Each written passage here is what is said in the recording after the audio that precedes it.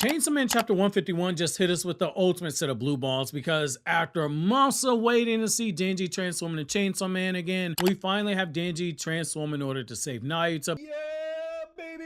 That's what I've been waiting for. But the blue balls came from the cliffhanger at the end. Denji is laughing, which means he's either snapped or we are about to see another side of Denji now that he's been pushed to his limit. However, with my initial thoughts out of the way, let's back things up and let's dive into the review itself. So we pick up where the last chapter left off with Fumiko continuing to have some of the most luck I've ever seen of a side character in a story as dark as Chainsaw Man where nobody is safe, because Fumiko somehow manages to stay alive after being ambushed by the hybrids at the end of the chapter. The Sword Devil hybrid and the remaining two hybrids, they grab hold of Fumiko and continue to push all of Denji's buttons in an attempt to make him snap and transform into Chainsaw Man. It's the equivalent of pouring gasoline onto a fire, but in this case it's pouring gasoline onto a fire all while an open propane tank is rolling towards that fire. To say that things are about to get explosive is a bit of an understatement. The sword hybrid tells Denji they need to set fire to his home. It was something that had to be done.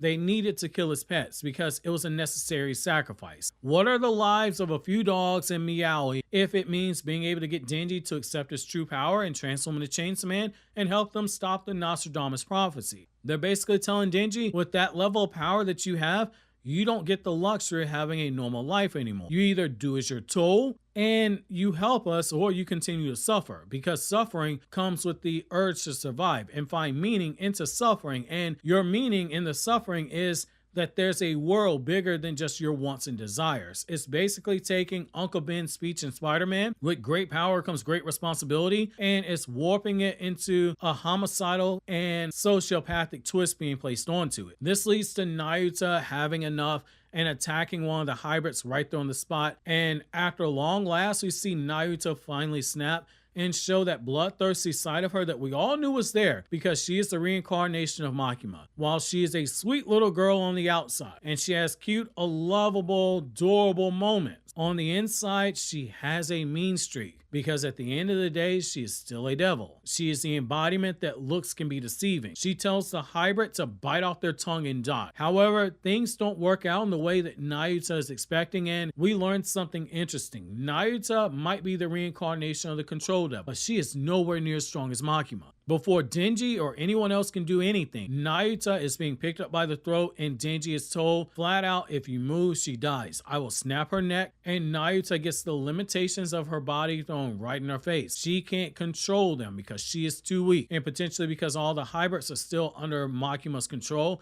and their hearts still belong to Makima, and this leads to something rather interesting in terms of lore. Makima might have been an even bigger monster than we imagined, and I love how Fujimoto is continuing to find ways to make Makima relevant to the story, even though she has long since been written out of the story itself. It's another example of a writer understanding what makes good writing. It's an aspect of storytelling you don't see enough writers actually use, in particular writers as shown in manga. It's one thing to show us how a character behaves. That's basic storytelling in principle. It's the show aspect of the term show and tell. However, where lesser writers fall into the trap of just telling us by saying this character scales over this character, or this character behaves like a raging B-word, Fujimoto uses the tell aspect in a different way. So the show was having us seeing Makima potentially still be in control of the hybrids despite being dead, because we see that Nayuta can't control them. The tell aspect is having us be told via comparison of Makima and Nayuta, but by using another character who we don't directly associate with Makima in order to make that comparison. So when you think about Makima, you immediately think about Denji and Power, Aki, Kishibe.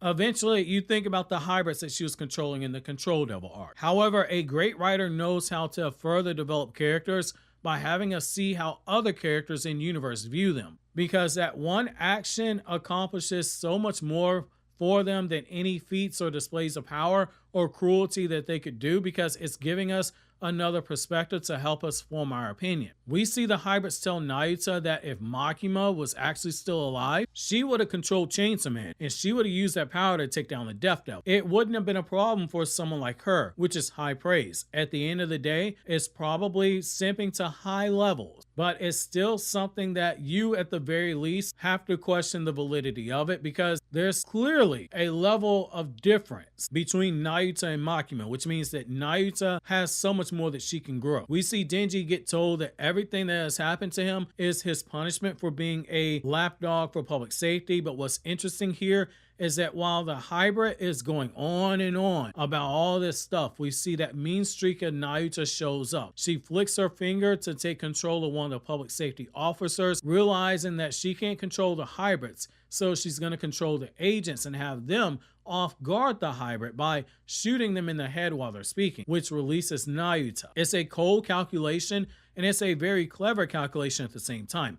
She might not be Makima, but she is clever and she is dangerous in her own right. Again, she is an example of looks are deceiving. This leads to Denji grabbing on the ripcord of his chest, and we see the small child version of Denji meeting with Pochita. Inside of his mind, Pochita waving at him, all while that nosy neighbor is watching, and the build-up is being masterfully done to have us see Denji basically weighing the pros and cons of what it is that he's about to do. All while Fumiko is watching, knowing that if he transforms, he's putting Nayuta's life at risk and that there's no going back yet. And yet at the same time, as Denji rips his shirt, you realize there was never a moment to go back. Denji has been too far into the game to turn back. From the moment that he and Pochita got taken out by the zombies and he made that pact with Pochita. Some people are in this game because they have no choice. Some people are in the game because they willingly make the choice, because they held grudges against the devils, like so many devil hunters have grudges against the gun devils, so they became a devil hunter. Denji is in this game because it is who he is. Down to his soul, he is a devil hunter. He was a child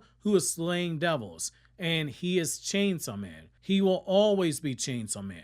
That's why him laughing as he transformed, it's so fitting, because that laugh might very well be a laugh of acceptance, but it also could be something more. Denji could have actually snapped. And it's left in a way to where we as the audience get to psychoanalyze it before we see the real reason he's laughing. The only question left for us now, with Denji having transformed into Chainsaw Man, are we in a situation where he has a multi-front war taking place, because the hybrids are gonna look like they still want the smoke with them even when he's transforming. Public safety is gonna have a green light on Nayuta because Denji transformed. And meanwhile, the fear of Chainsaw Man is going to continue to grow. I'm not too sure that Denji had any real options here, but it's one of those things where Denji had no options and had to choose the lesser of two evils. But with him now having transformed, what does that mean for the Nostradamus prophecy? Does this mean that it's even closer than ever before in occurring? I do think, and I do wonder, where Fujimoto is going to actually take this. It feels like we might be either approaching the battle with the Death Devil, or we might get another potential swerve, because someone has ID'd Denji now that he's transformed. We didn't have that nosy neighbor watching the entire thing take place for no random appearance. Yoru and Mitaka will be made aware of this. However,